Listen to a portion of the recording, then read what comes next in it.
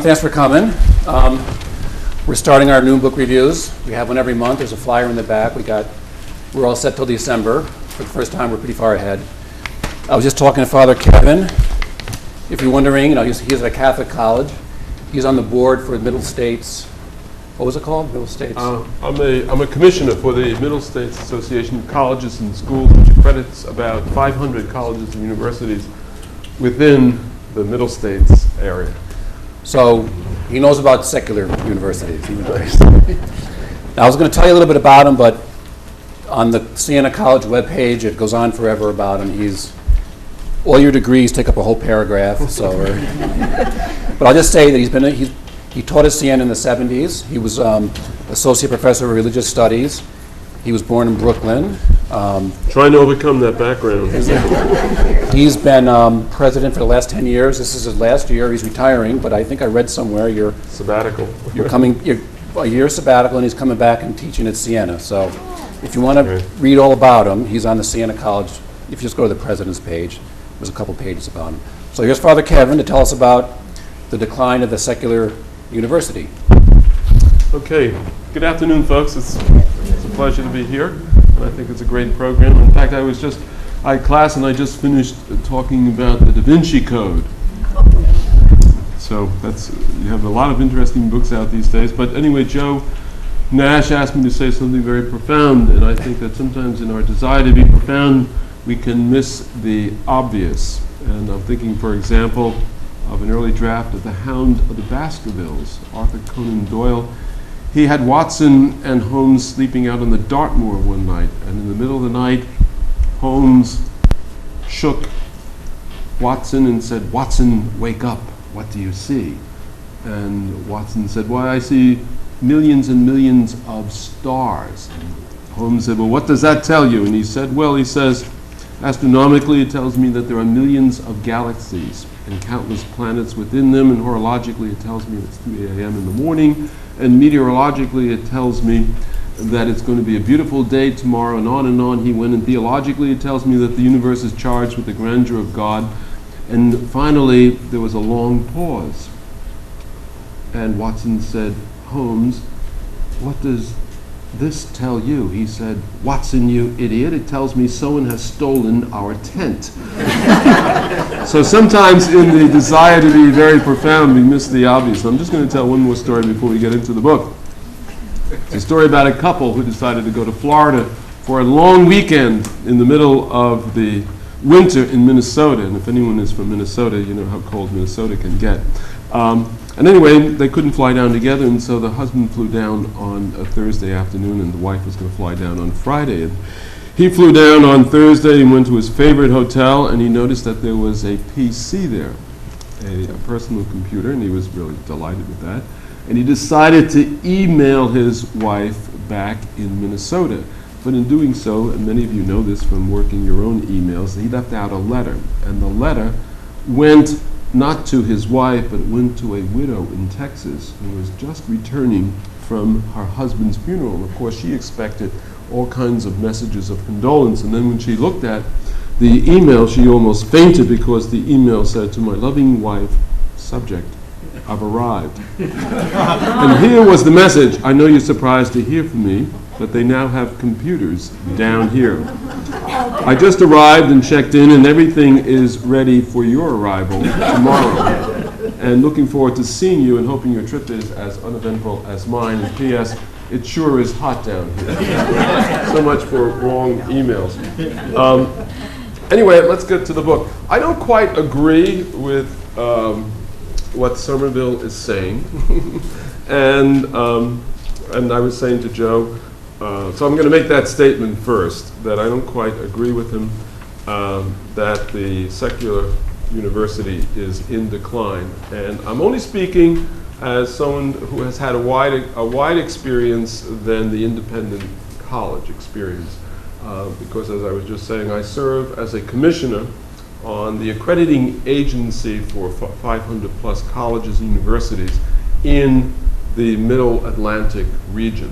And we have our headquarters in Philadelphia. So I'm very familiar with independent colleges as well as what I would call state colleges. I don't say public because really the independent colleges serve a public purpose as well as the state schools. For example, in New York State, we have about 106 independent colleges and universities.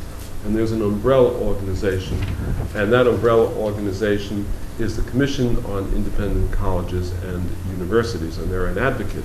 We would say the independents would serve the public of New York. In fact, we have, this is a stat, that we actually have more students from families with incomes less than $40,000 that go to independent colleges in New York than go to SUNY. That may come as a surprise to some people. But the point I want to make is that we serve a public good, the independent colleges in the state of New York. So I just wanted, I'm just going to do something very brief. I'm just going to highlight some things in public policy relative to higher education. In 2006, I don't necessarily think the list is quite complete, but this is from the Association of Governing Boards of Colleges and Universities out of Washington, D.C. And they're highlighting what are public policy issues in higher education, independent as well as public. And just a couple of them. You see Homeland Security. Government is becoming more intrusive, but also more limiting in terms of foreign students that want to come to the United States but are not able to obtain visas. So that's one issue. And it's also expensive, with all the requirements. Scientific research. I think more and more colleges and universities feel the pressure of research over teaching. There's always this play between research and teaching. What is the purpose of higher education? And I'm talking about state as well as independent. I would hope that they are primarily to educate young men and women. And I would say we're there to educate young men and women in a number of ways. First of all, we want to help young men and women develop habits of heart. Now that's I don't know if you know Robert Bellah, but he wrote about the civic religion in the United States, but he says we really have to, it's another word for character. We have to develop habits of heart and skills of mind. How to think critically, to communicate effectively. How do you read the newspaper, right? You go to the editorial, and if you don't have any logic, you may buy everything hook, line, and sinker. But you have to be very careful how you read, what you read, and you want to train young people to develop those habits of heart and skills of mind so that they can live a life of integrity, have a successful career, and be good citizens. That's my basic philosophy. The price of tuition.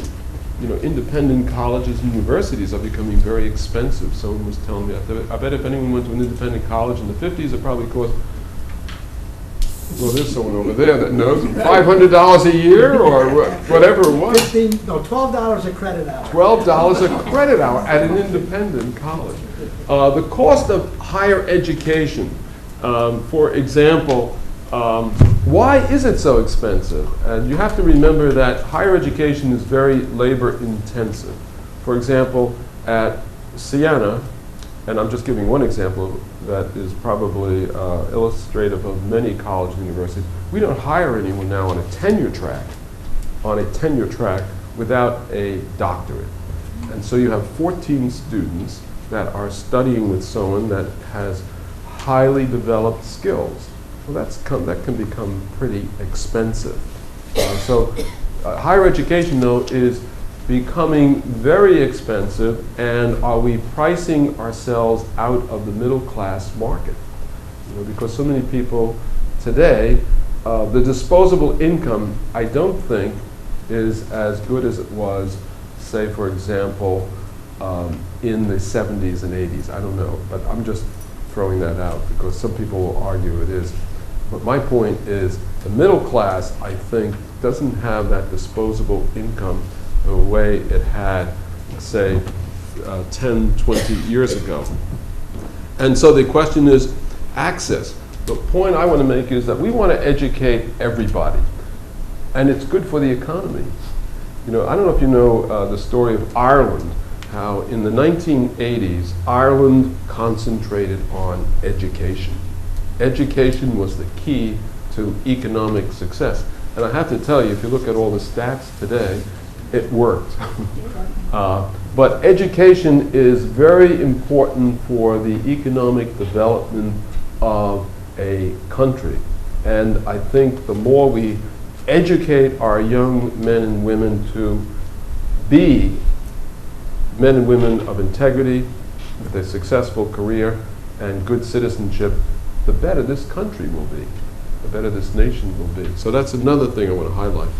And then we have, you know, higher education policy. We have now Margaret Spellings is the Secretary of Education, and she has that commission on the future of higher education.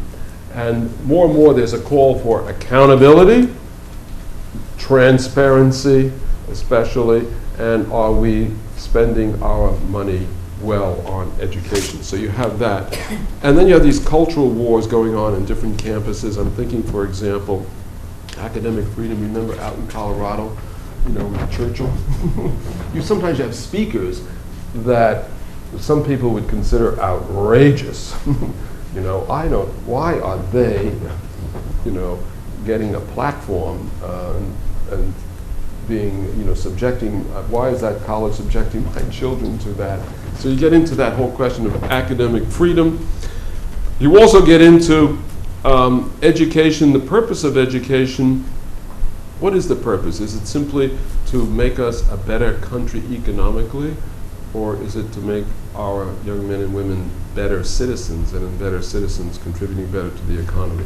And then you have this whole question of accountability to the public, and then you have some of the whole question of intellectual property, right, with the internet. What has really globalized us?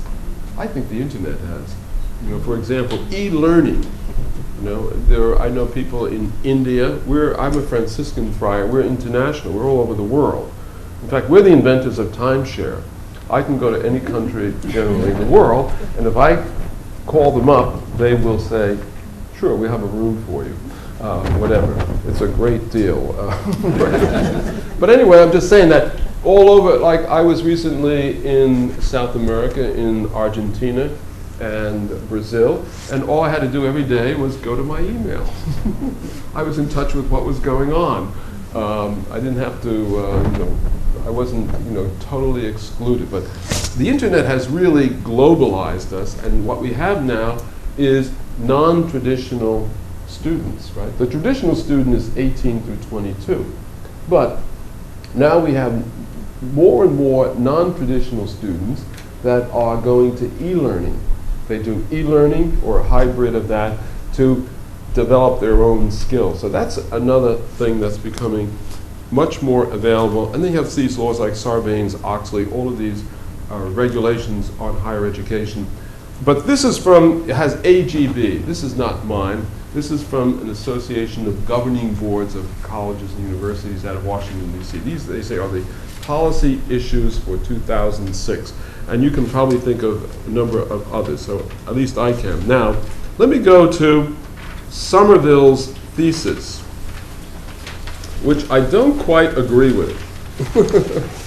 But I'll be open to questions. Sommerville, and it's all, I summed it up here, and by the way, this is from, I read the book, and then I always go to book reviews after, and sometimes you find out that the book reviewer can sum it up very nicely in a sentence or two, and some of these are quotes. But he is saying that the secular university is becoming increasingly marginalized from society, the secular. Now, when I say secular, I'm talking about a university that just focuses on this earthly life and everything that goes with it, right? That's my understanding of what he means by secular.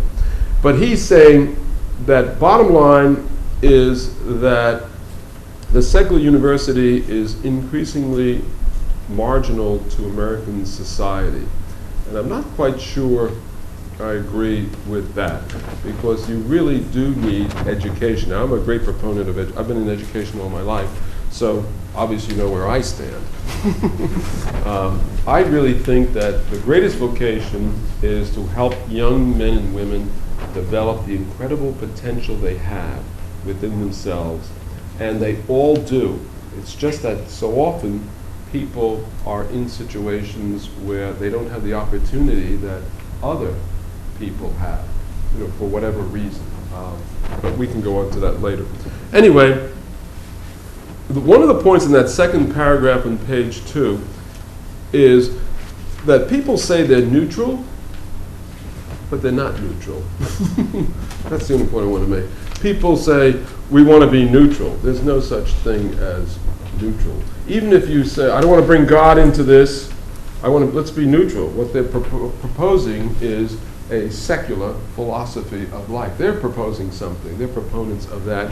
And you have that often, as he says, in public education, the media, the courts. They're professing commitment to neutrality, but in fact, if you start to look carefully at it, you'll find out they're really not. They're proposing a particular point of view, which is a this earthly life only without God. Okay? By the way, I made a mistake there. That should be the apostrophe. I'm sure if there's an English teacher somewhere here. It should be Ville apostrophe S. Now, here's my own thesis.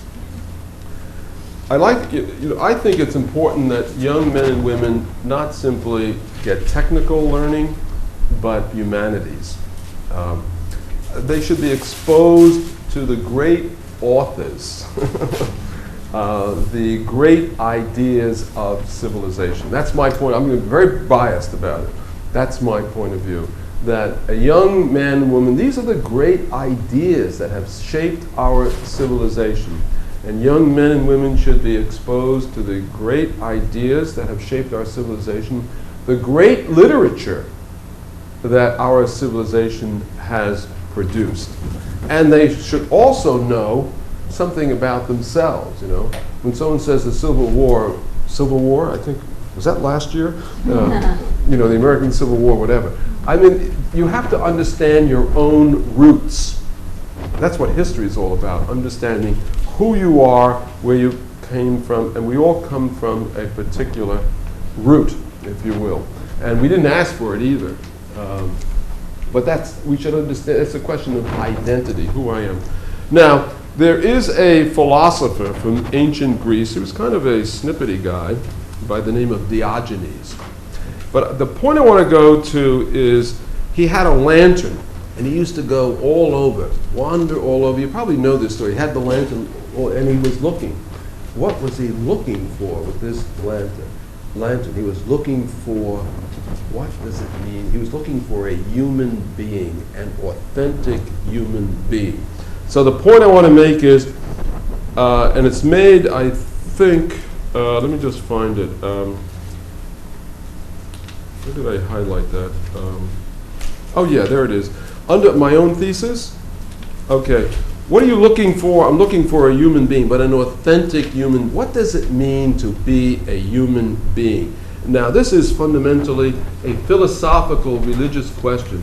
What are human beings meant for? What am I living for? Is it simply, as he says there, education, as I make this point? Most of the great thinkers say, and I'm going to quote it, human beings are meant for something beyond acquiring and spending, beyond having a nicer home, a bigger car, a vacation getaway, beyond all of the scientific achievements and technological marvels and economic feats of the world. What are human beings meant for? He says within every human being, and that's why you can never, I don't think, even the Stalin, tried to do away with the religion, Orthodox Christianity in Russia. But there's within people this quest for something greater than themselves. We call that transcendence. People want to live for something more than buying and spending, right? More than going to the mall. I mean, if that's life, there's something I think that's the point of these great philosophers. If that's what life is, just walking up and down the mall, you must be missing something. Something is wrong. He says, so what are human beings meant for? He says the answer points to something transcendent, something beyond ourselves. And that is this openness to relationships to God as well as to other human beings. That's the whole point that he's making. That now from my point of view, I always say that we are simply pilgrims. We're just passing through. Life is very fragile. I was just thinking, for example, I was just at the memorial for Kermit Hall on Monday. Now there he was out swimming, and then suddenly, no more, right? Life is we forget how fragile human life is. We're here one day, we're gone the next day. And so my basic philosophy is take one day at a time. The people that, fret about the past, oh God, if I only did this. Well, you didn't. You move on, right? The only thing you're certain of is today. Today is the only thing you're certain of. Tomorrow tomorrow I'm going to go on, I'm just thinking, unfortunately, Kermit Hall. He might have been thinking, well, I'm going to get back to the university on Monday or Tuesday, and I'm going to do this and that. Well, death intervened. The whole point is, what are human beings meant for? They're meant for something transcendent. They're open to a relationship to God and to others, and that we, from my point of view, which I would say is a Christian point of view. When I say Christian, I'm not simply talking about Catholic, but I'm talking about Protestant and Orthodox. They're three mainstream Christian traditions, if you will. Now, there are many others, but they're the mainstream ones. But Christianity would say that we are meant for something beyond this earthly life, and it is how we shape our lives that opens us up to God more and more, and also to other human beings. But anyway, the other thing that Diogenes said, which I think is very powerful, is I'm a citizen of the world. We all belong to the same family. We may have jewelry, but bottom line, we're all the same. I mean, no matter how poor we are or how rich, we can dress up, but we have a common humanity. And there are 6.5 billion people, I believe, on this planet of ours. And we all share the same humanity. We're all at one common family, right? And I think we often forget that, especially when we look at what's happening now. There's, everywhere you go, there's a war going on. But it's a dysfunctional family, some would say. Okay, so I'm just going to go, and then I'm going to open this up because I don't want to hold you. I go on about, I say a practical liberal education. For me, a practical liberal education is introducing young men and women to the great ideas of civilization, to the great books of civilization. But bottom line is, you got to get a job. You have to do something. And so that's why I say liberal arts is another word for the humanities. You should be educated into the humanities. But beyond that, you have to have certain skills. My father would say, especially my brother said, well, I don't know what I'm going to do. He said, what do you mean you don't know what are you going to be or do? I said, well, I'm thinking about it. Well, he said, well, I'm not paying for your education until you settle what you want to do, right? But anyway, but we have to do something. We have to find something to do, and we try to find something that's meaningful. In fact, many people say that what energizes people is the quest for meaning. People want to live for something or someone greater than themselves. And there's a psychiatrist, by the way, that has written a book about that, and that's Viktor Frankl. I don't know if you ever heard of him, Man's Search for Meaning. But he was a Viennese psychiatrist in the Austria of the 1930s, and of course Hitler came to power and annexed really Austria, and because he was Jewish, he lost everything. And he lost his family in the concentration camps. But he discovered something about people. People could put up with, in the concentration camps, people could put up with incredible hardships, sufferings, cruelties, if they saw some greater purpose. And so, and often if people gave up, they might have had typhus or something, and it might have been dormant, and if people gave up, they were gone in no time. But they had they wanted to live for their family, for their wife, or their children, whom they hoped they would see after the war or whatever.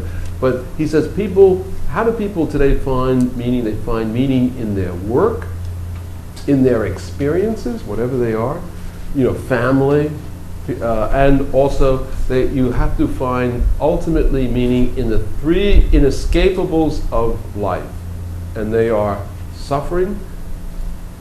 It's hard to, I don't know too many people that, unless you're 1 year old or something, but people, sooner or later, there may be physical, mental suffering, but human beings are prone to suffering, right? And there's guilt. Guilt is, I don't do that which I know I should have done, or I do that which I know I shouldn't have done. And finally, it's not taxes, but it is death, right? People have to find meaning in those. That was his point of philosophy of life. So, educating people to that. And so, what's my philosophy? My philosophy is that learning and character go together. That's my basic point. Learning and character. It's not simply information, but it is formation of the whole person. That you have to be a person of character, and you also have to be a person of learning. Education and character go together. And in a secular university, they don't, generally. I mean, at least they propose that they are separate. Character is something different. And what I think Sommerville is getting at is the realization that character is part of learning, and you have more sensitivity to character, moral development, right? Moral development. What you want are people that practice virtues in any society. Because if you don't have people practicing virtues, what you have is the disintegration of society. So that's basically, he says, we don't simply want an accomplished person, that's my point of view, we want a good person. And that's someone that's going to contribute. And I think, I could go on more, but I'm not. That kind of summarizes my view. Now we get to, I'm going to open it up. We get to Sommerville. He says that the secular university is in decline. I think it's too premature to say that it's in decline. I think universities are really the window to opportunity. I don't see it in decline. I think there's a struggle now over the whole question of character and learning in the secular university. But I think he doesn't offer anything. I didn't find anything that, there was no prescription. Well, here's the strategic plan. This is the way we're going to go forward. So I would say it should be the secular university in decline or not. And I say that from my own experience as a commissioner of higher education, where we look at not only independent, but we look at state schools all over the Mid-Atlantic, 500 plus schools. So that's basically my contention, that it's too early to say it's in decline. But I think there is a struggle about the whole question of what I would call character. I think it was Mahatma Gandhi said, beware of indifference to,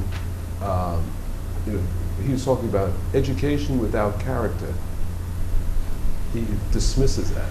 Education has to be also about character, development of one's character, young people.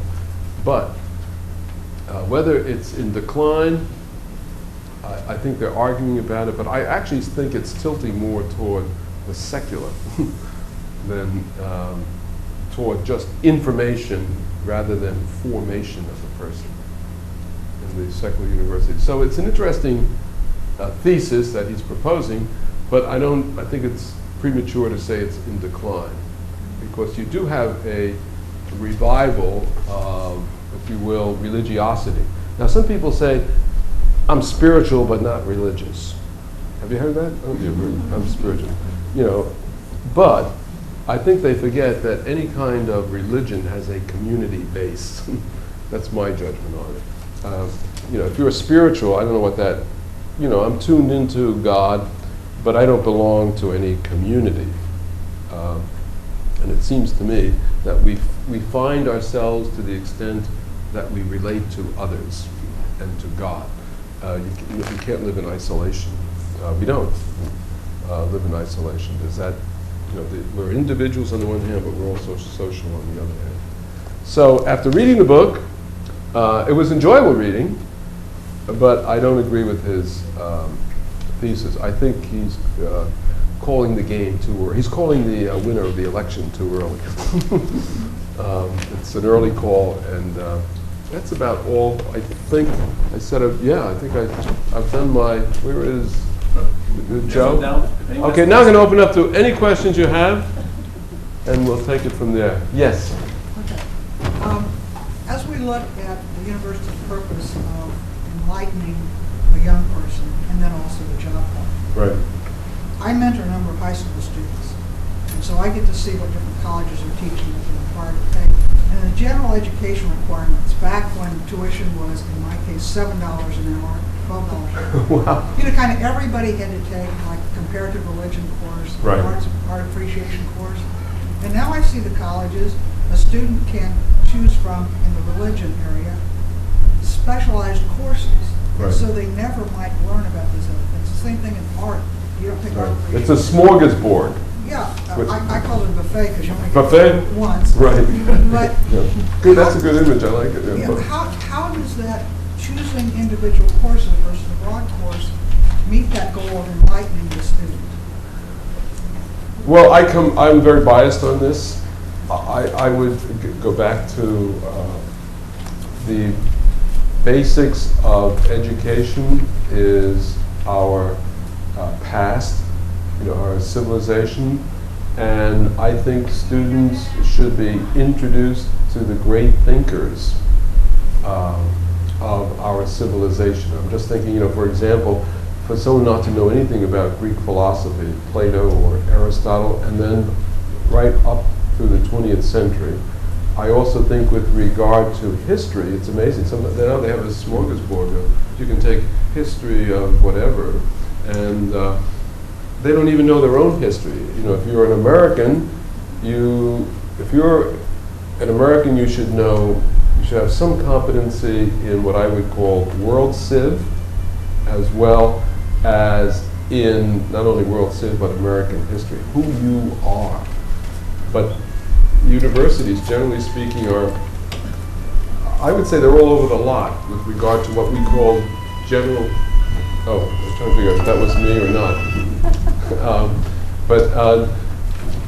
I think it's a question that faculty have to address, and that becomes that can become a major battle. I don't know if there's an answer, but I think with regard to literature, someone in an American college or university that doesn't know anything about Shakespeare, has never done a play, I think there's something missing about it. But it's becoming so eclectic.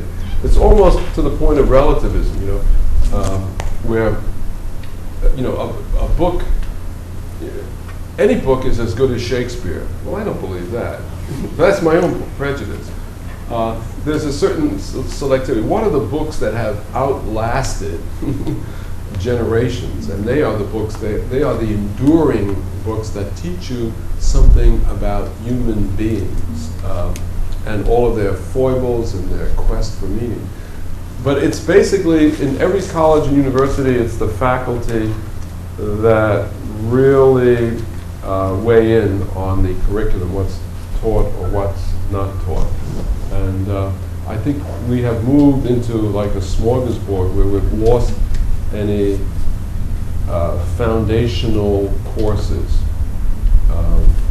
The courses are all over the lot. And how you address that, that's a monumental task. I really don't know. But bottom line for me is that every student in college should be critically introduced to history, the humanities, and all of the great ideas that are in those particular humanities. Yes? In my long life, I've been searching for who am I, Oh, you never get the final answer. You know, Oh, yeah, that's, in fact, I have that notes if you look at I it. found a trick. I have some grandchildren, and we talk frequently, and they live in different places. So I've told them recently that they are miracles. They are the result of fertilization. They were a little fertilized egg, and I told them how. Right. And I said they had this marvelous experience, this wonderful mystical experience of being a human being, because this mystery of life is unfathomable. Mm-hmm. And they will live and they will die. And in between, they have the wonderful experience of caring, of being a caring person, of also learning their weaknesses and their strengths and being honest. Mm-hmm. And then the wonderful experience of being inquisitive, asking why, where, when, and how, all the time, and realizing how little they know. Right, but the older you For get, the rest of their life. the more you realize And you don't then really know that much. the wonderful experience of not only having learning, but being wise, anticipating what their actions will do and affect others as well as themselves. Right. Because there are an awful lot of learned people who are not wise. Oh, right, yeah. And so they have a wonderful journey through life. They'll suffer, they'll be in pain, they will die. Mm. But the miracle of that little fertilized egg, I even at my age glory in it and wonder in it, and it makes a difference Right. in every day of my life. Yeah.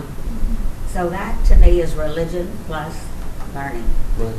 And I was hoping for your seal of approval. Hey, we should invite you to lecture here. Religion, by the way, it's interesting. The word etymologically, religion comes from a Latin word, religare. A ligament? What do ligaments do? They hold us together. And that's the whole point of religion. Religion should help you. It's an attempt to make sense out of one's life. People are, and everything kind of, life is kind of spinning in all different directions, but somehow or other we try to pull it all together and make sense out of it. And I think that's what you're doing at least with your grandchildren and all. And the miracle of life, I think so often we forget. We read about all the bad things going on, but just you wake up. Was it George Burns said, every day I wake up and jump because I know I'm putting my foot on the ground. I'm so happy. But every day is an opportunity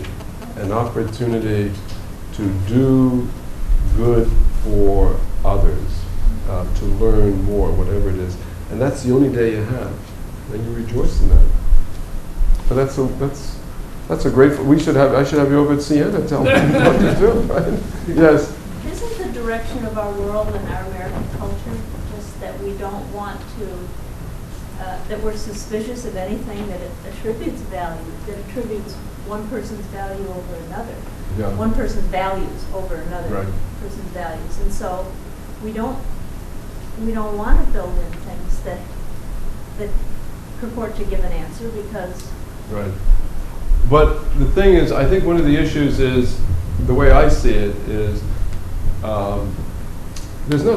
I disagree with relativism, what I would call, your opinion is as good as mine, or someone else's, even though we're on opposite sides. You always say, well, one of them has to be true.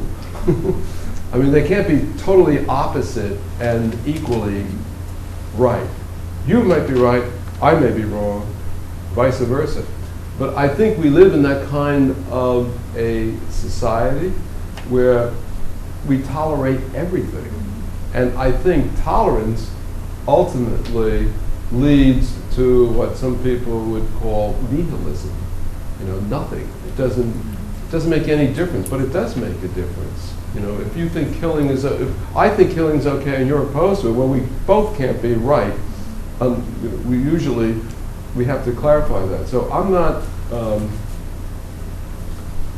a proponent of, we have to be respectful of people, because ultimately the foundational principle is respect for every human being. So often we've lost that respect in debates and things like that. It becomes attacks on people and all of that. But we can be respectful and yet disagree. But how do we make choices? How are we building this culture? Look at the media. I think the media is child abuse when it comes down to it. Right. And I think as a society the media has I would say, to make right. I was to be careful of generalizations, but I think some media, they have an agenda. And I think people forget, sometimes you can forget that they have an agenda, but I see some agendas that, in my judgment, speak against, values. We can't be neutral. There's no such neutral. I don't believe in neutrality. We have to be neutral in all. We can't make a judgment about values. But we can always agree and disagree, but if we do it civilly, with respect, I think that's the way to do it. But we don't have that anymore. But we don't have shared values in our culture, I don't think. Even the simple fact that you say that your job in life is to be caring of other people. There's a whole component about, well, are you taking care of yourself? Yeah. Are you doing what's good for you? And, Right. And how much is enough? It starts to interfere with. But I think every society has to have some foundational values. Otherwise, it begins to disintegrate or go out in different directions. Joe?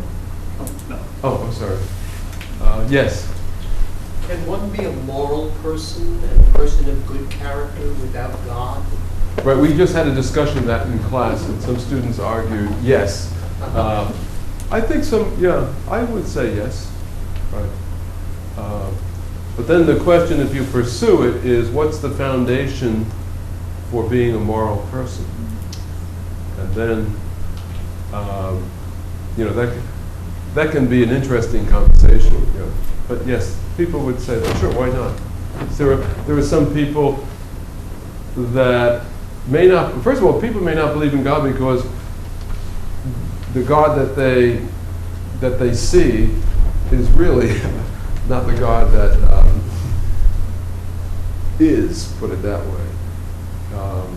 Who is God, our image of God? And some people say, well, if that's your image of God, I don't believe it, and they may be right on that. So yes. Hi, Judge Talk. I wanted to raise the issue of what's called Christian nationalism. Christian Nationalism. naturalism. Nationalism. Nationalism, okay. In the U.S. Right. Which many people, particularly secular, educated people, consider a serious threat to our Constitution, our entire domestic civic life. A couple examples. I would consider Christian nationalism as a supreme threat to the secular university or college. One example would be the Southern Baptist Conference, in which With creationism. Well, Jimmy Carter left the Southern Baptist Conference because it was taken over by what you would call the Christian nationalists. But my understanding now is that the conference is using their position with many of the colleges that they fund to intrude on presidential selection, Right. much greater than they have. Right. And obviously, it would also include hiring, professor teaching. In conjunction with that, I wanted to ask also about Mr. Horowitz. You may be, I'm sure know Mr. Horowitz. Is it Irving or Michael? I'm not sure. But he has... I was going to say Michael, but go ahead. His campaign is to what I would consider attack the college and universities, secular ones particularly, and try to rid them of what he defines as radical professors. Ironically, Mr. Horowitz comes out of a radical Jewish tradition of the 1960s and has gone to the other side. To get to my question, how does a secular university, how does the leadership of a secular college or university meet this, what I consider threat of Christian nationalism and Horowitz? Yeah, right. First of all, it's not that easy. Usually, I'm going to go with hiring, because I think that cuts to the chase. You know, That would be part of it. yeah.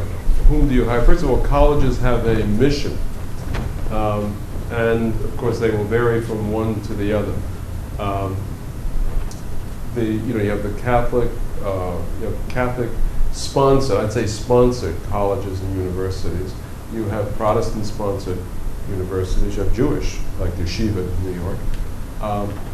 Many of them have they have a mission, and they invite people to participate who either share that mission or respect it. But I think in an academic institution, the value of an academic institution is that you are open to different points of view for debate, discussion, rather than imposition. And I think what happens often is sometimes people they want to impose something without any discussion. But I think if you are an academic institution, you have to provide a forum to debate the issues. But I don't think I don't know how it's a very tricky question, and that's what a lot of institutions are dealing with now. But usually with hirings always begin with the department, and it's usually faculty, and then of course it has to work its way up to the highest level. But it's not easy. And there's a lot of college and universities are struggling with it, but I don't think I haven't answered your question. How do you deal with it? I'm not quite sure it's going to be dealt with in one generation. Would you allow Horowitz to come to your campus? Maybe he already has. No, he hasn't, no. But why not? But I always say if you bring a speaker to campus, you should have an opposing point of view. What you get often, first of all, young minds are very impressionable.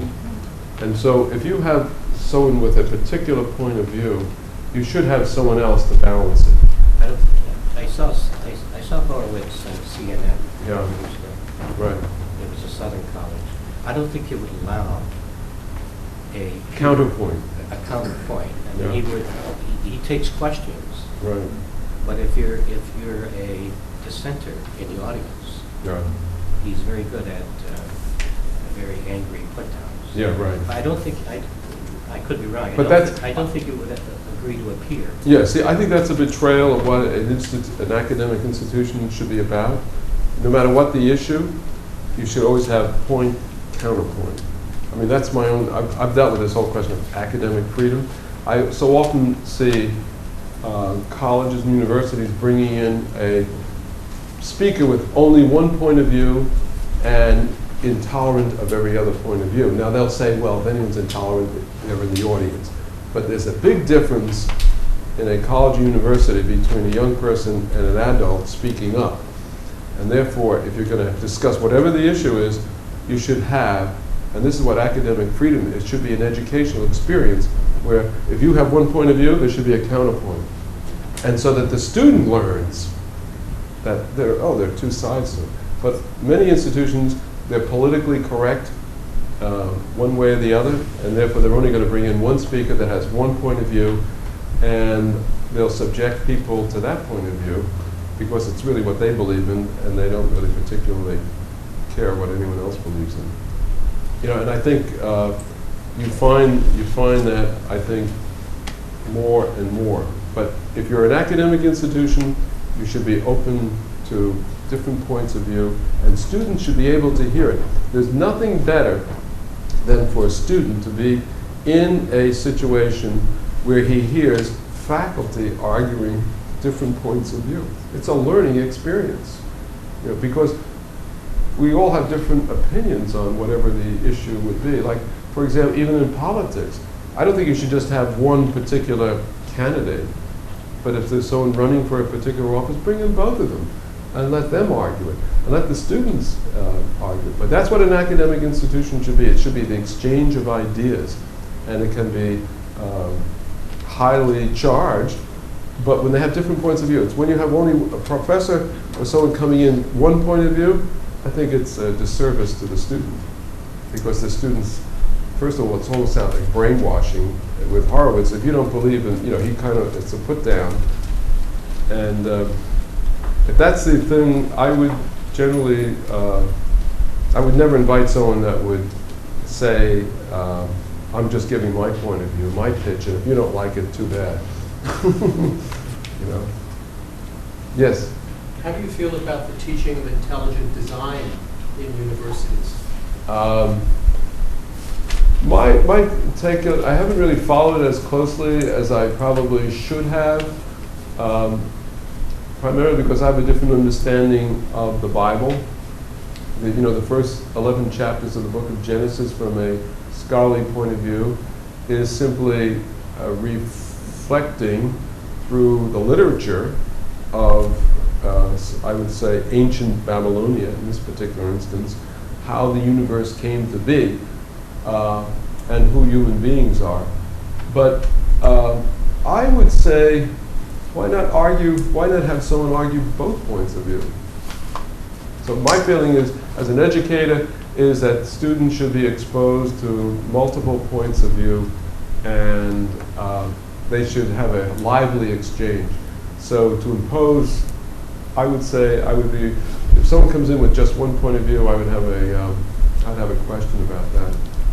Because I'd rather hear three people arguing three different points of view about it, and I think that would be very stimulating than one person coming in about, well, this is intelligent design. So you would have no problem hiring a biology professor, teaching intelligent design, opposing a Darwinian professor? Well, it's hard to figure out that they would do that anyway. You know, you're hiring someone. Usually they don't really speak their mind until they have tenure. They know that. You know, it's a very, they're not going to offend their fellow professors in their department. So usually those things don't surface unless you are pretty well established as a tenured faculty member. And usually you don't face those problems until they're well into their professorship. You know? But I think most departments probably would say, you know, stick to your specialty. I guess what I really want to ask you, but have been afraid to, is, Sure. Do you believe Charles Darwin's Origin of Species is the truth, that natural selection is the way that we have evolved? I believe that, first of all, I don't really know, nor does anyone else. It's a theory. So I think you have to remember it's a theory. But somehow or other, I believe that God intervened in some way or other. How, I don't know. But I would believe it is purposeful creation, that we just didn't grow topsy-turvy. I just don't think the way the universe is, there is a design in this universe. I mean, one of the great wonders is this universe when you see how it functions, the planetary system. So it couldn't be happenstance. There has to be some designer. I always say order presupposes some order. Now, what it was, I don't know. It's, but it would not, if someone said we evolved from, a lower species, but somehow or other I'd say, somehow or other, God was there in some way or other. But how? I'm not about to argue. But I don't see that I wouldn't flip out if someone was teaching Darwin, because there is something, there is something to what he said. So, any other questions? Yes. With the Baylor University recent study on God. Oh, I saw that in the USA. I have to read it. I actually clipped it out, but didn't read it. I just got the text of it now. Yeah. And I haven't gone through it all. But I was wondering whether that's showing an increase on surveyed questions, that there was more using religion as part of their lifestyle. Whether this would help debunk Sommerville's posture. We actually do a survey at the University of California in Los Angeles. They call it the Higher Education Higher Education Research Institute that measures spirituality. Now, how do they measure it? But we use that. Here's my point of view is that you cannot stamp out the quest for God within people. There's within human beings and there's a great theologian, a Catholic theologian, that has argued this, Rama. He's one of the great 20th century Catholic theologians. But many others have argued that there's within every human being, there is an innate orientation to God. Now, it comes out in different forms, but still, there's within every human being this orientation to God, and you can't suppress it. I mean, you can suppress it, but it's going to be there, and it comes out in different ways. That's why they said that there were no atheists in the foxholes. Right, yeah, right. That reminds me of that story of the fellow that didn't believe in God, and he was walking through the woods and came upon a bear, and finally the bear caught up with him, and he said to God, "God, spare me from this bear." And God said, "You didn't believe in me, so why should I spare you?" He said, "Well, for God's sake, then make him a Christian." And so zap, and the bear was then seen kneeling down saying, "Bless us, O Lord, which we are about to receive." Thanks very much for coming, Father. Okay, thank you. Sorry, we could cover a lot of things, but thank you, Joe. I think it's a great series, introducing, bringing different people, and I'm sure we have a lot of, we have college professors. Well, we've had a lot of Siena faculty the last 2 years, so we were running out of faculty, so we had to get that right. They've all been wonderful. Great, yeah. And there are so many books out now that are very interesting. As I said, I was just in class this morning. I was doing the Da Vinci Code, and that's very interesting. And there are just a lot of books out there, and I think it's good to discuss them where you get different opinions about it. And